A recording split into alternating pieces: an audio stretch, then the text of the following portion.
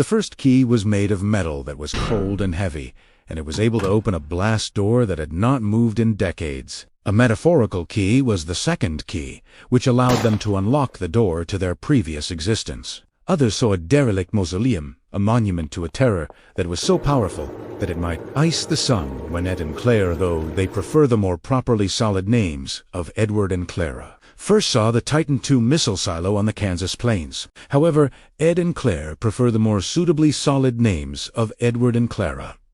They recognize prospects. The first phase of the ceremony is the descent. In reality, it is not a staircase, but rather a vertical tunnel, a 185-foot descent down a steel ladder that is fastened into natural concrete. Wheat, och, step. The air undergoes a transformation, shifting from the warm and humid embrace of a prairie summer to a chilly and consistent embrace of 65 degrees Fahrenheit. The aroma of freshly cut grass and dirt that has been turned over gives way to a perfume that is both old and mineral. The aroma of silence, of the depths of time, of a geology that has never come into contact with the dawn. This does not qualify as a home in any accepted definition of the word. It will be a geode, an inconspicuous acre of land, a straightforward hatch, and a few outbuildings make up the whole thing. It is the epitome of a flawless camouflage. On the other hand, it is a glittering palace of human creativity and tenacity under its surface. From the command structure to the cosmos, the levels of their world, their residence, is a collection of enormous circular floors, each of which has a different history and a different function. There is a library of lost frequencies on the first level. This had been the control center for the launch. Clara has designed and constructed a library at the location where men in uniform formerly held keys that might destroy the world. A warm amber light emanates from the original control panels, which have been deactivated but have been maintained. A solitary red telephone seems to be a museum item,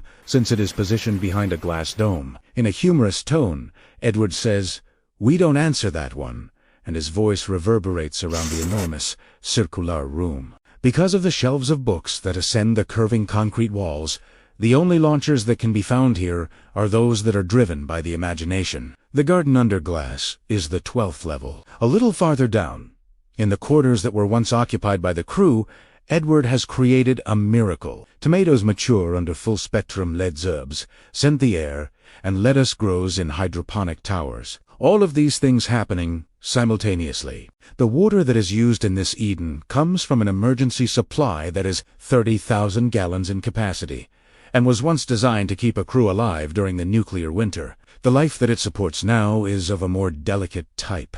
Their wind is represented by the hum of the ventilation system, and their sun is represented by the brightness of the lights. The heart of the home is the 5th level. They have created a masterpiece of juxtaposition in their living space. There is a comfortable L-shaped sofa that is positioned against a wall that is 9 feet thick and is able to survive an explosion of 20 megatons. The floor, which was formerly worn under the tread of military boots, is now adorned with a classic Persian rug. A fireplace, which seems to be impossible to find underground, serves as the focal point. An intricate flue system was constructed by Edward, an engineer, and it vents straight upward via the silo's original exhaust channels. It's our campfire at the end of the world, Clara muses to herself. Even if our world is only 55 feet in diameter, there is a rhythm to the dark. They have a rhythm in their existence that is not determined by the sun, but rather by design. A progressive brightening of the smart lighting system that simulates the dawn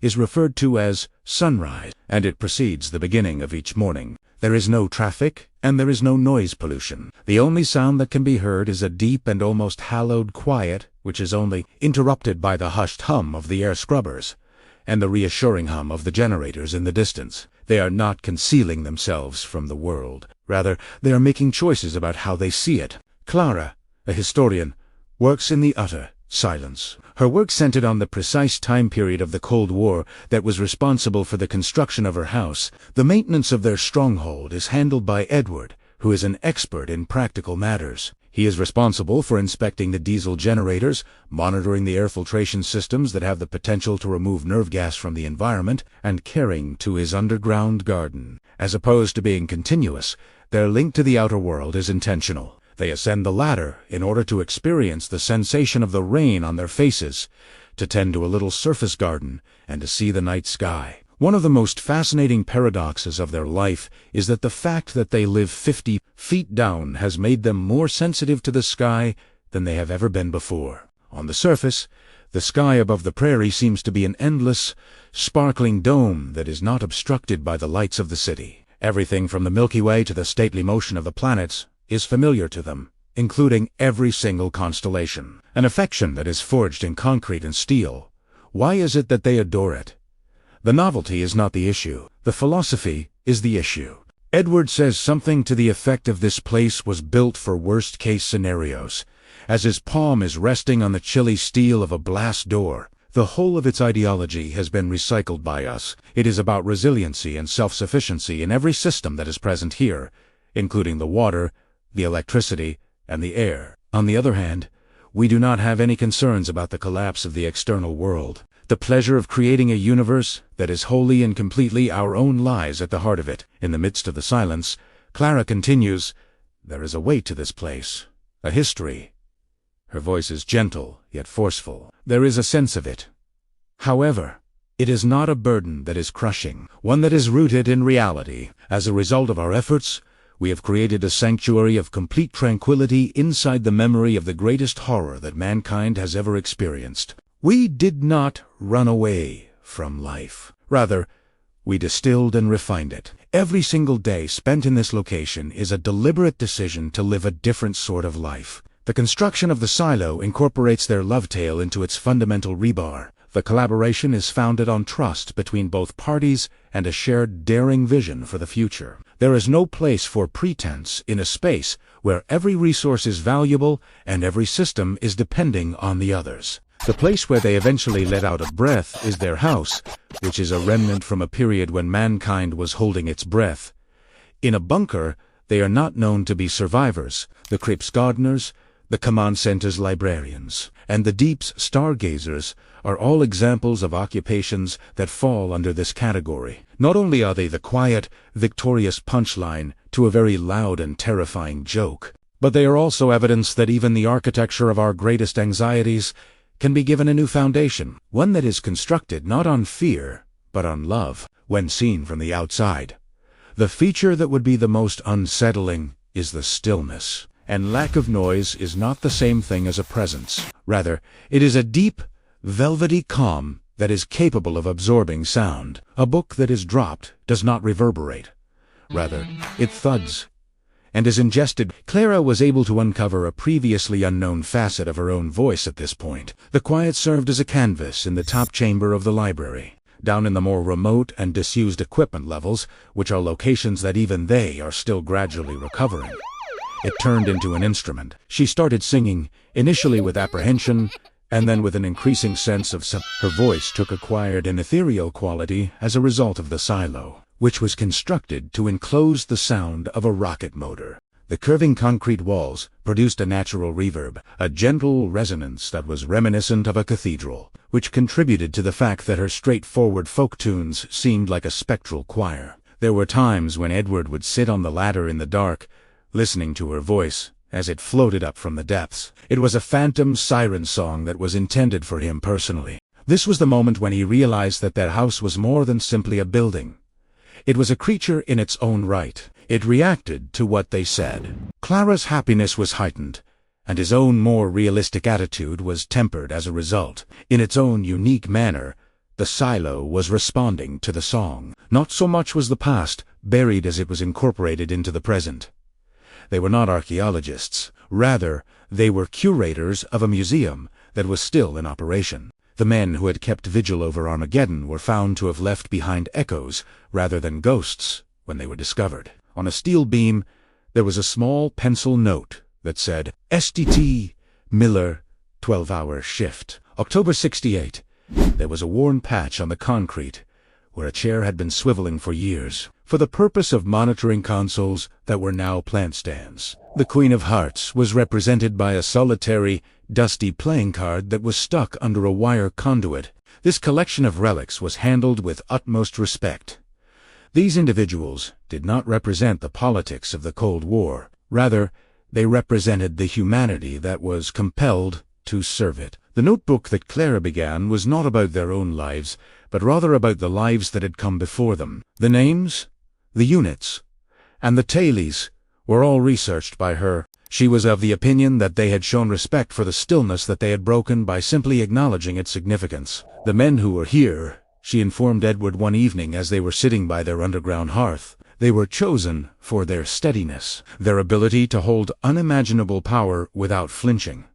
Additionally, we need a little bit of that steadfastness. Instead of launching a rocket, the goal is to keep the planet going. As a vacation destination, the surface world, rather than being just a duty, their journeys to the surface became into adventures that were filled with sensory overloads. An ordinary trip to the grocery shop was like going to a carnival full of colors and sounds. They found themselves astonished by the inconspicuous waste of space, energy, and stillness that happened to them. Edward made this observation as he watched automobiles speed along a highway in the distance. People on the surface live their lives horizontally, he said.